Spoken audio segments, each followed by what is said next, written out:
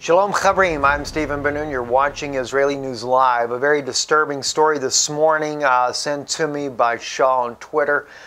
This is from Victorus Libertas website here. I did a little checking on the website to try to get an idea of the authenticity of this news here. But of course the article on here, breaking: Israel embedded with ISIS in Mosul.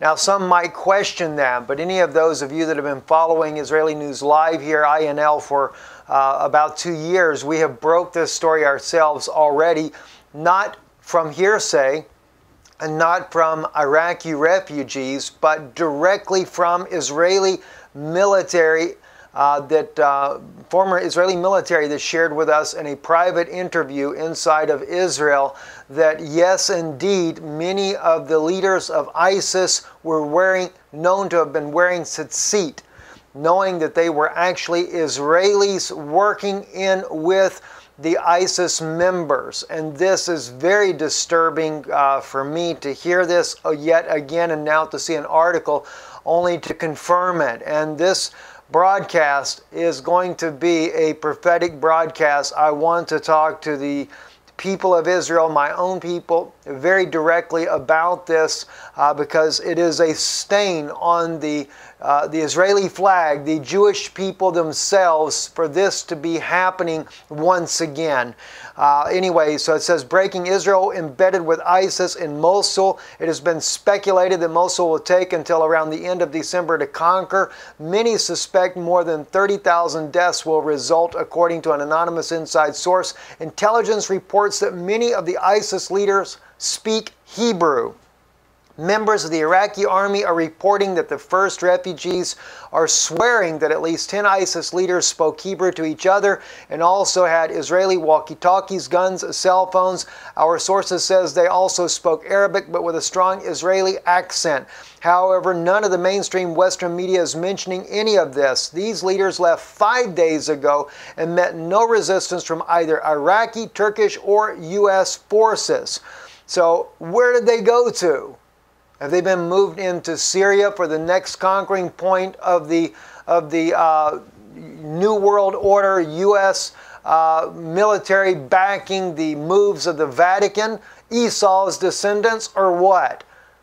Now, it's just troubling to me to no end to find out that our own people, Israelis, are now in an article claiming that they're working with ISIS inside of Mosul, all the way clear over to Iraq. And again, we can corroborate this story because we have our own intel source on the ground inside Israel, former Israeli military officer, that has confirmed that yes, this is true. And that this is something that we've known about for 2 years and have already brought this to light on Israeli News Live, and even have brought this out before on Hebrew Nation Radio in an interview that we shared with them. So I am very concerned about this. And the reason I'm very concerned is because I want to share with you, to the people of Israel, to our own people there, because we're seeing all the nations in turmoil all around Israel. And yes, there are prophetic stories about this. Nahum speaks of Mosul or Nineveh, that who will bemoan her. And you know, isn't it interesting that Nahum would say that? And you know, if you look at Nahum, that's another one altogether. But Nahum actually makes that comment there. Actually, I'll do it like this here. See if I have it handy here. Yeah, I actually have Nahum open from where I was looking at this earlier. Excuse me, I don't have Nahum open. I have Obadiah open, but I should be very close to Nahum as well. Nahum actually speaks about Mosul, the ancient city. Nineveh actually sits there in modern day Mosul today. And it says in chapter 3 verse 7, and it shall come to pass that all that they look upon thee shall flee from you, and say, Nineveh is laid waste, who will bemoan her? Hence shall I seek comforters for you, for thee, for Nineveh. Why would he say that? Well, look at the article right here, and this here is on Jerusalem Online. Mosul, ISIS executes 284 men, throws their bodies into mass graves. 284 men and boys were executed by ISIS in Mosul. This is on October 22nd that the story is coming out. Now, we know the Israelis left 5 days ago, so we can't say necessarily they were involved in that, but they may have been. I can't exonerate them from this. But 284 of them are just executed, murdered, and thrown into a mass grave. This is a stain on the Israeli flag, on the Israeli people, that our people would be involved in this conflict. And you might say, oh, Brother Steve, you know, Israel's got to protect itself. You know what? Stay in our own land. God will protect us where we are. You know, live peaceful with our neighbors. What are we doing all the way over into Iraq? Embedded with ISIS, a U.S. created thug group. Watch what he says here in Ezekiel. You want to know what God says about it? Let's see what God says about it. Therefore, thus saith the Lord God, surely in the fire of my jealousy have I spoken against the residue of the nations and against all Edom. Edom, friends, happens to be Rome. Okay, modern day Edom, Esau's descendants, is Rome. All you have to do, go on our YouTube channel, go down there where you got all the different video categories there. Look at the Antichrist ones there. You'll find out exactly how I link that through the Bible. I won't go into it right now. Go there and look at it. I'll try to put one of the links inside this video here so you can see it under the description. That have a point. Now watch what he says. The residue of the nations and against all of Edom that have appointed my land unto themselves for a possession with the joy of all their heart, with a disdain of soul to cast it out for a prey. Is that not what is happening right now? Now notice, he says, he spoke against the residue of the nations, against all of Edom. You have appointed my land unto yourselves for a possession, with all the joy of your heart and with the disdain of soul to cast it out for a prey. In other words, they don't even care about the human beings. You think Palestinians that Rome cares about you? They throw you out there to the slaughter. They send you and entice you to commit violence against the Israeli people so the soldiers of Israel would just kill more of you too. They don't care. They don't give a flip about you. You know, the Jewish people, you guys were living a little bit more in peace. You know, even after the War of Independence, you did get along a little bit better as time went on. And even after the 6 Days War, I've got Palestinian friends, they've told me these things. Steve, everything was going fine until all of a sudden this Intifada started. And they asked me, who started it? Why did it start? And I even told them, look at Rome. Look at the Catholic Church. They're the ones that started it for you. All right? Now, but he says, they've appointed my land to themselves. You don't believe it? Look at Daniel. Switch over to Daniel chapter 11, verse 39. And he shall deal with the strongest fortress with the help of a foreign god. And I translated this recently for you in greater depth. See? In other words, a foreign god is actually a god of a foreign nation is the way you translate that in Hebrew there. And what is that god? And that word is there, nechar, right there. All right, nechar is the very word in Hebrew that you have that speaks about, far here on this side here, just so in case you can't see it, nun chaf resh. All right, nechar. This is a god of a foreign nation. All right, it's not a god of some outer space. No, this is the Pope of Rome who got together with Great Britain to come in there and to conquer the Ottoman Empire. And by the way, you guys that are worried about Russia with these 8 ships coming down right now to the Middle East, they're not coming to attack Israel. They're coming there to try to attack Bashar al-Assad from all the aggression of NATO that's all in the area ready to attack Syria to begin with. Israel comes after that. They're going to come after us after that. But I'm telling you, Russia is not Gog. And that's one reason why I've not been hammering this as of yet. I'm working on it though, believe me. I'm working on a very in-depth study for you because many people have been duped and misunderstood because they've misquoted or mistranslated, whether it be Josephus, Pliny, and that's including Gordon Lindsay, who wrote the book, The Late Great Planet Earth. Totally got it mixed up because they didn't translate the right way the document that Pliny spoke about. Gog has nothing to do with Russia. They're nothing but a bunch of Scandinavians. And so when, Sweden and Norway and all these guys are at the throat of Russia, they're your brothers.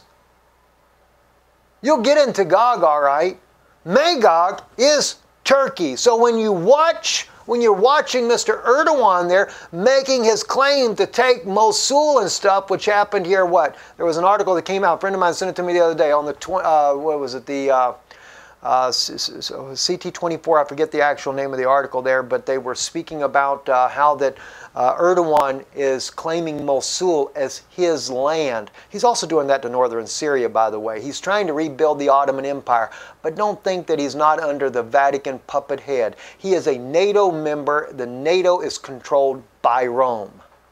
All right? So when they say right here, and he shall deal with the strongest fortress with the help of a foreign god.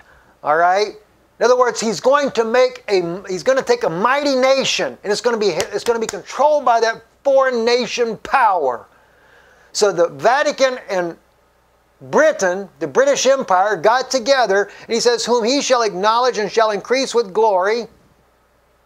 See? They just glorify the Pope. And he shall cause them to rule over many, and shall divide the land for a price. Yeah. There's your land. And remember, it wasn't just modern day Israel. That was what we call Syria and Jordan. Because when they conquered it, yes, the people lived in the land, but when they conquered that land, then they began to divide it up.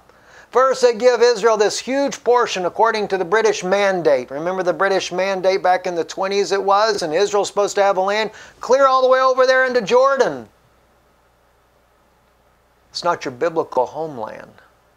I mean, God, we see it in two different places in the Bible. One place, when Joshua first comes in, Manasseh gets so much. Syria is not part of our land. Yeah, part of what they call modern day Jordan is part of the land of Israel. But we're not to come here and take it by force. That's Rome's doings. That's what Rome does. See, Rome divides it up for a price. Just like they're doing now. They're again trying to divide up the land again. They want to do a Palestinian state. They don't want to just do a Palestinian state. They got greater means right now. They're wanting a super Israel state for the Pope of Rome. They want to take all of Syria and even part of Jordan. So King of Jordan, you're about to lose some of your land. Don't think it ain't coming. It's coming to you too. All right, but let me go back to Israel over this situation in Mosul, and knowing that we have allowed Israeli men, supposed to be brothers, to go in there and be part of a murderous group. A shame. All right, so even right here in Ezekiel chapter 36 here, verse 5, all right, so Adam, they have appointed my land unto themselves for possession with the joy of all their heart, with a disdain of soul to cast it out for a prey. So they don't care about nobody. They don't care about the Syrians. They don't care about the Palestinians. They don't even care about the Jews. You think they care about the Jewish people? No, they do not. They just use us as a pawn in the game. But God did bring us home, nonetheless. Even though the Rothschilds bought up a lot of land, let me tell you something. There were Iranian Jews that were buying up land in modern-day Israel long before they got there, back in the 1800s. The Vatican got angry over that. They didn't want the Jews getting there before they could control it. That's why they caused a war. That's why they caused a war, to put a stop to it. Therefore, prophesy concerning the land of Israel, and say unto the mountains, and to the hills, and to the streams, and to the valleys, thus saith the Lord God, behold, I have spoken in my jealousy and in my fury, because you have borne the shame of the nations. Bear with me. You need to hear this. Therefore, thus saith the Lord God, I have lifted up my hand. Surely the nations that are round about you, they shall bear their shame. Okay? But you, O mountains of Israel, you shoot forth your branches and yield your fruit to my people Israel, for they are at hand to come. Now, I want you to understand, God is telling the mountains, go ahead and get ready for my people. I'm going to bring them home. All right? But what did he say here in verse 7? I have lifted up my hand. Surely the nations that are all around about you, they shall bear their shame. He's not talking about the Syrian people. He's talking about Esau and this band of nations that he brought with him under the United Nations banner, they're going to bear their shame for what they're doing, for dividing God's land. He's not talking about the Bedouins. He's not talking about these people that their families have inhabited this land for years and years and years. And even, I know that they've warred against each other. They've killed the Jews have killed them. I know that's all been happening over the years. I understand that. But he's talking about the United Nations. He said they're going to bear their shame. Okay? But he tells the land to yield its fruit because his people are coming home. Verse 9, for behold, I am for you, and I will turn unto you, and you shall be tilled and sown. And I will multiply men upon you in the house of Israel, even all of it, and the cities shall be inhabited, and the waste places shall be builded. And I will multiply upon you man and beast, and they shall increase and be fruitful. And I will cause you to be inhabited after your former estate, and I will do better to you than all your beginnings, and you shall know that I am the Lord. Yea, I will cause men to walk upon you, even my people Israel, and they shall possess you, and you shall be their inheritance, and thou shalt no more henceforth bereave them of children. Thus saith the Lord God, because they say unto you, Thou land art a devourer of men, and hast been a bereaver of thy nations. See? They talk about how that in the past, in Israel's history, we have bereaved people. We've warred against the nations. But watch what God says. Therefore thou shalt devour men no more, neither bereave thy nations any more, saith the Lord God. Neither will I suffer the shame of the nations any more to be heard against you, neither shall you bear the reproach of the peoples any more, neither shalt thou cause thy nations to stumble any more, saith the Lord God. You're supposed to be a light unto the world. You're not supposed, God says, therefore thou shalt devour men no more. What then are we doing? Sending Israelis embedded with ISIS because the Pope wants you to? Let me tell you who the Pope's general is. It's Barack Hussein Obama.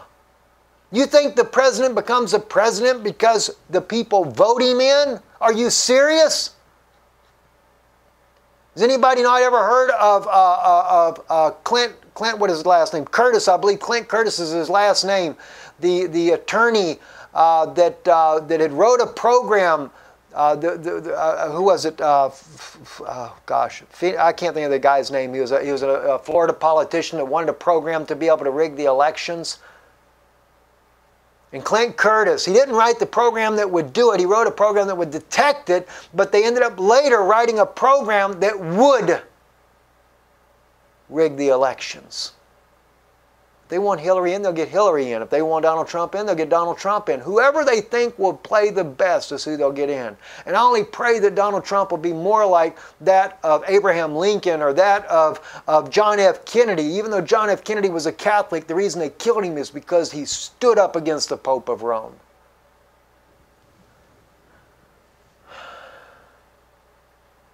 Neither bereave thy nations anymore. So God says to Israel, don't go kill these. Don't kill your neighbors.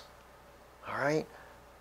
He says, neither will I suffer the shame of the nations anymore to be heard against you. Neither shall you bear the reproach of the peoples anymore. Neither shalt thou cause thy nations to stumble anymore, saith the Lord. Moreover, the word of the Lord came unto me, saying, Son of man, when the house of Israel dwelt in their own land, they defiled it by their ways and by their doings. Their way before me was the uncleanliness of a woman in her impurity. Wherefore I poured out my fury upon them for the blood which they had shed upon the land, because they had defiled it with their idols. We were dispersed because of shedding blood. And here we come back and God says to us, don't do it no more. Right here, verse 14. Devour men no more. Neither bereave thy nations any more. We have no business being involved in these things. And it is a shame for Israel that this has happened. I knew it. I said it was a shame before, and now we have this article here stating it again. So no, it's not propaganda. And anybody that reads the article and they think, oh, Iranians are saying it's propaganda, the Iranians say it. No, it's not. You heard it first on Israeli News Live 2 years ago when I told you direct from an Israeli officer. And I say, I don't know his actual rank, but I know he served in the Israeli military for years. And he shared with me, privately, sitting in his home, that ISIS leaders are wearing tzitzit. It's terrible. I'm Stephen Ben-Nun. You're watching Israeli News Live. It is kind of a prophetic segment as well as a very serious news that is just coming out of Iraq over this Mosul. I will be going into Russia and their movement of the aid ships under their subs as well coming. I'd actually started working on this yesterday in depth because I am doing this as part of the Gog of Magog. And we have to remember that when the Ezekiel war takes place, they come against Israel. All the nations, many different, they actually have all sorts of armor and stuff on, all kinds of uniforms on. That sounds like a NATO force, doesn't it?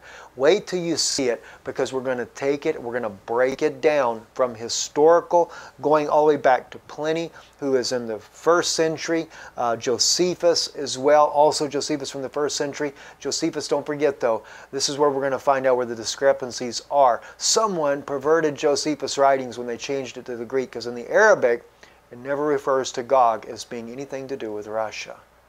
He still puts it right there with those people that are living around Turkey.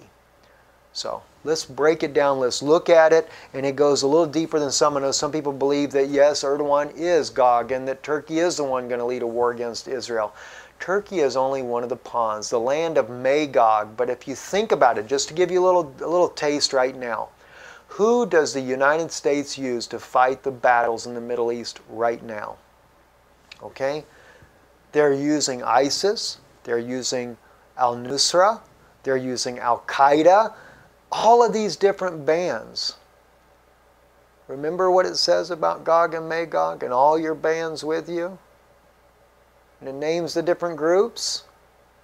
All those groups lived in that area. Huge area there.